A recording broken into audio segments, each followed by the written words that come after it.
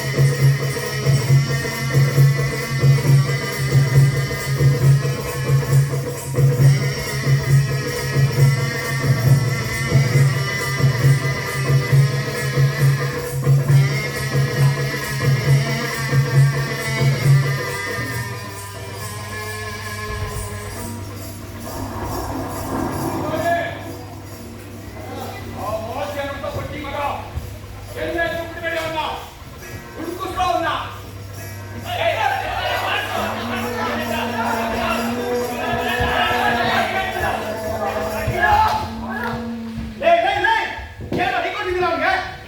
ನೀವೇ ಬದಿಗೆ ಕೊಟ್ಬಿಡ್ತೀರಾ ಹೇಗೆ? ಏಯ್ ಬಿಡೋ ಅವ್ನ. ಬಿಡೋ. ಬಿಟ್ಟರೆ ಈತಪ್ಪ ಗೊತ್ತಾಗತ್ತ ಅವ್ನಿಗೆ.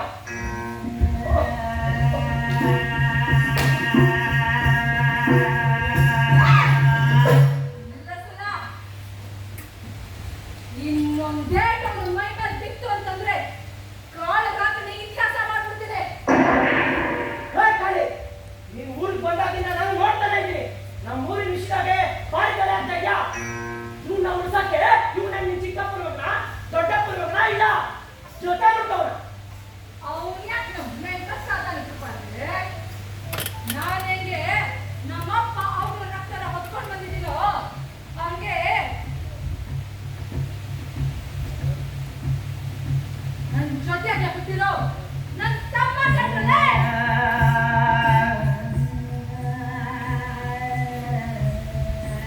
ಅನ್ಕೊಂಡೆ ಕಂಡು ಕಾಡ ರಾತ್ರಿಯಲ್ಲಿ ಕತ್ತಲು ಕರಗಿ ಬೆಳಕು ಮೂಡೋ ಅಂತ ಹಾಡು ಹಾಡ್ತಿದ್ದ ಇರುಗನ ಮಗಳ ಕಂಡ್ರಲ್ಲೇ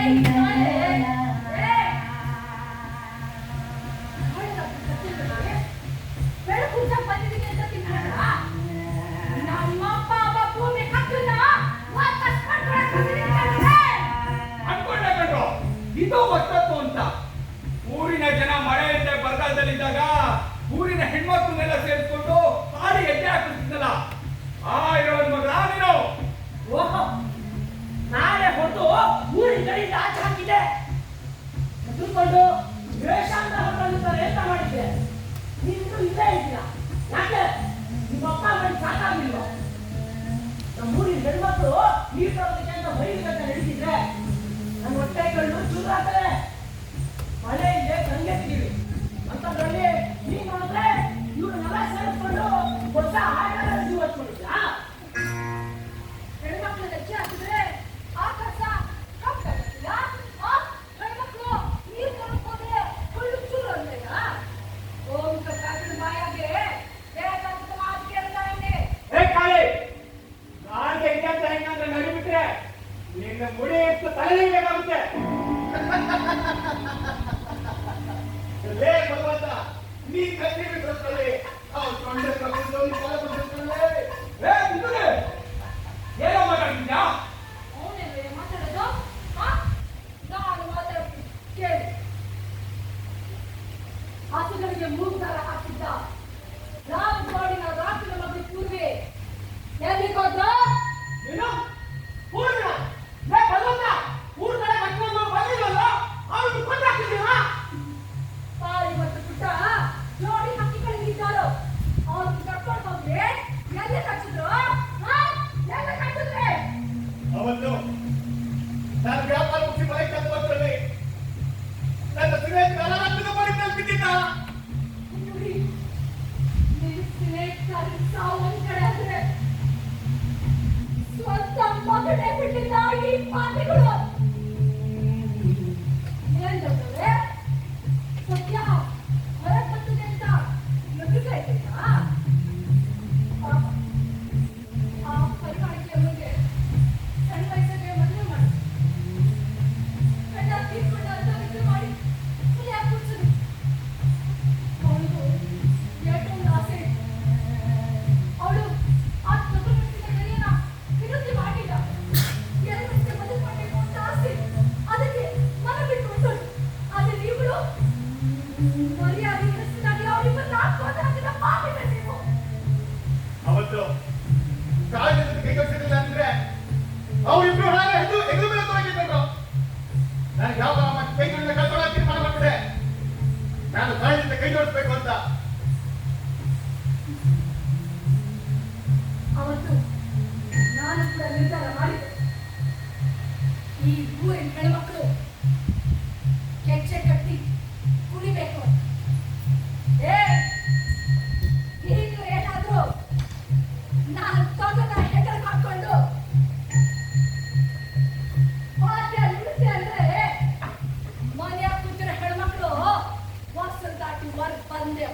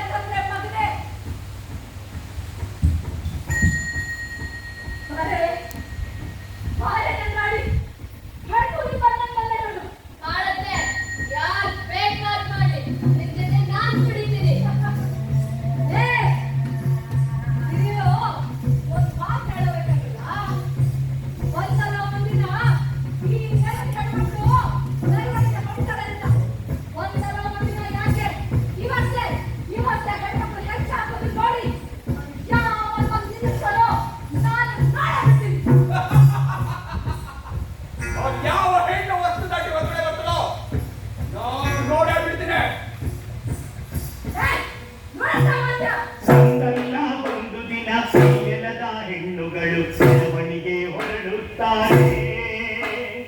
ಒಂದಲ್ಲ ಒಂದು ದಿನ ನೆಲದ ಹೆಣ್ಣುಗಳು ಮೆರವಣಿಗೆ ಹೊರಡುತ್ತಾರೆ. ಒಂದಲ್ಲ ಒಂದು ದಿನ ನೆಲದ ಹೆಣ್ಣುಗಳು ಮೆರವಣಿಗೆ ಹೊರಡುತ್ತಾರೆ.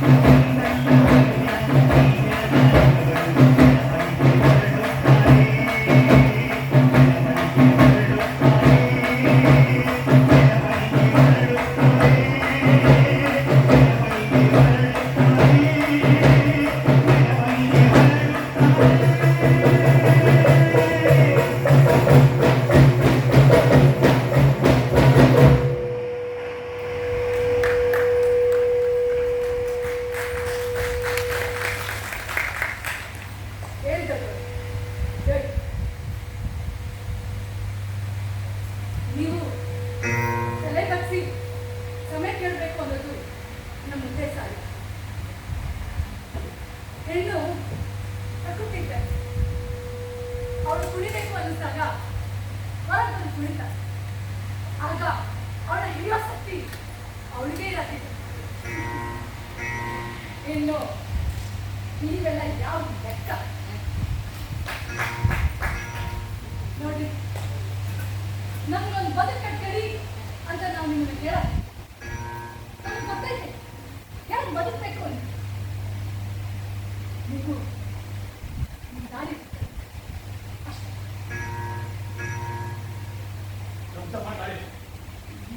ಈ ಅಧಿಕಾರ ಅವಮಾನವನ್ನು ಸ್ಥಾನವನ್ನ ಅಂಧಕಾರಕ್ಕೆ ದೂಡ್ಬಿಟ್ಟು ಗಂಡು ತನ್ನ ಹಕ್ಕನ್ನ ಎಲ್ಲಿ ಚಲಾಯಿಸದೆ ಸೋತಾಗ ಅವನ ಮರ್ಯಾದೆ ಮಣ್ಣುಪಾಲಾಗುತ್ತೆ, ನಮ್ಮ ಮೂರ್ಖತನಕ್ಕೆ ಬಲಿಯಾಗಿ ನನ್ನ ಸ್ವಂತ ಮಗಳ ಪ್ರಾಣನೇ ಕಿತ್ಕೊಂಡೆ.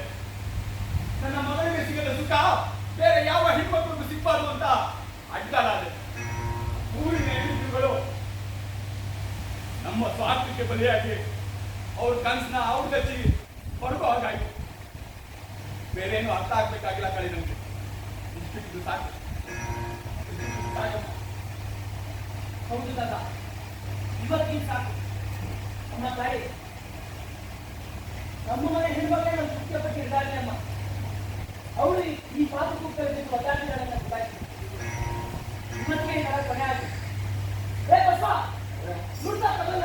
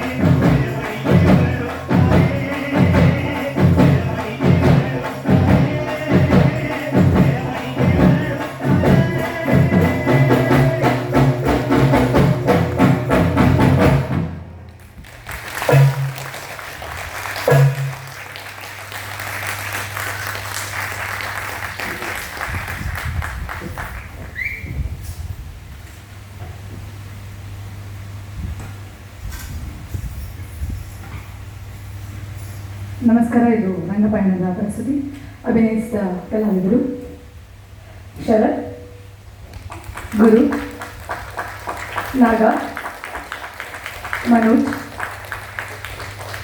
ಸಂಜಯ್, ಇಂದ್ರೇಶ್, ಫಾಜಿಲ್, ರಾಕೇಶ್, ಪುನೀತ್, ಕಿರಣ್, ಸಿಂಚನಾ, ಶ್ವೇತಾ, ಸಂಗೀತಾ, ರುಚಿತಾ, ಪ್ರಣತಿ, ವಿಸ್ಮಯ, ಅನುಪಮ, ಲಕ್ಷ್ಮೀರೆಡ್ಡಿ, ಸುತೀಶ್, ಜನನಿ ವತ್ಸಲ, ಸಮೃದ್ಧಿ, ಸುನಿಲ್, ಭರತ್, ಶರತ್. ರಂಗದ ಹಿಂದೆ ಆಕಾಶ್, ವಿಮಲ್, ರುಕ್ಮಿಣಿ ಮಂಜುನಾಥ್, ದರ್ಶನ್, ಶಿವರಾಜು, ಪ್ರಸಾದನ, ಶ್ರೀಯುತ ಜಯರಾಜ್ ಹುಸ್ಕೂರು. ಬೆಳಗಿನ ಮೂಲ ವಿನ್ಯಾಸ MG ನವೀನ್, ನಿರ್ವಹಣೆ ಶಶಿಕೃಷ್ಣ.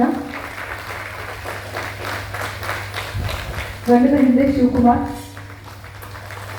ನಾಟಕದ ರಚನೆ, ವಿನ್ಯಾಸ, ನಿರ್ದೇಶನ ಮತ್ತು ಸಂಗೀತ ನಿರ್ದೇಶನ ರಾಜ್ಗುರು ಹೊಸಕೋಟೆ.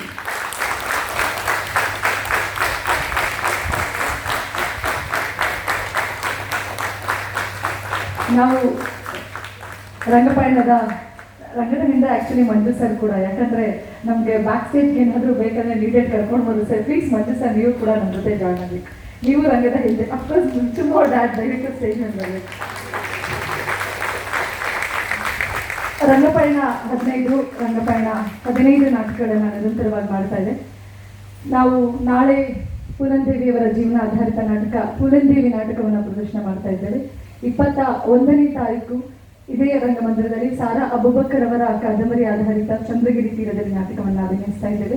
27ನೇ ತಾರೀಕು 55 ನಿಮಿಷದ ಪರಿಮುಖತೆ ನಾಟಕವನ್ನು ಪ್ರದರ್ಶನ ಮಾಡ್ತಾ ಇದ್ದೇವೆ. ಆದರೆ 17, 18 ಮೈಸೂರಿನಲ್ಲಿ ಗುಲಾಬಿಗಂಜ್ ಮತ್ತು ಉಳಿದ 22-23 ಶರೀಫ್ ಅಂತ ನಾಟಕಗಳನ್ನ ಅಭಿನಯಿಸ್ತಾ ಇದ್ದೀವಿ. ನಾವು ಏನು ಹೆಣ್ಮಕ್ಳು ಪ್ರಧಾನವಾದ ನಾಟಕಗಳನ್ನ ಕರಿತೀವಿ, ಮಹಿಳಾ ಪ್ರಧಾನವಾದ ನಾಟಕಗಳನ್ನ ಅಭಿನಯಿಸ್ತೀವಿ.